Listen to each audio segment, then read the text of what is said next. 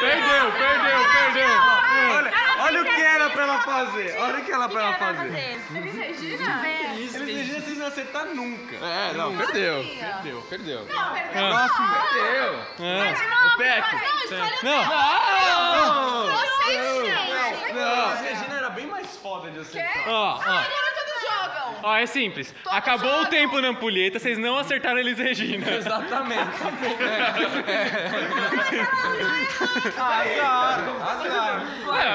Ela fez a mímica que ela quis. Ela fez o que ela quis. Não, ó, agora todos jogam. Vocês têm uma chance a mais. Não, agora todos jogam.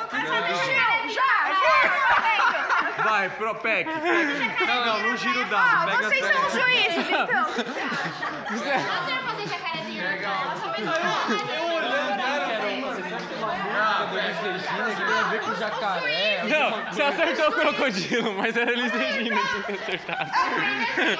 Você não acertou nada, na verdade. Que era Elis Regina. Eu sei que Elis Regina tem a ver com... Vale, sacanagem, meu. Pega uma cartinha. Meu. Eu não. É verdade, a carta te enganou, Bárbara. Não tenho culpa, Meu, vá. sério, deixa eu jogar de novo. Volta e A carta é muito esperta. Vá, você pode jogar de novo, mas você não vai poder andar e a vez é nossa depois.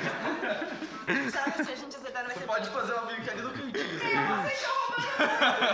Vocês estão roubando.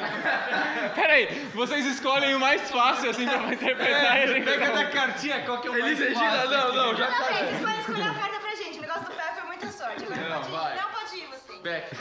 Não quero, não. Vai lá.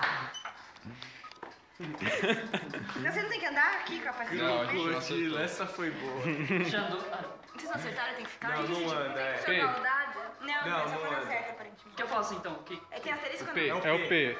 O P? É o P. É o P. Não é pra falar, hein? Não é pra falar o que é. Tem asterisco?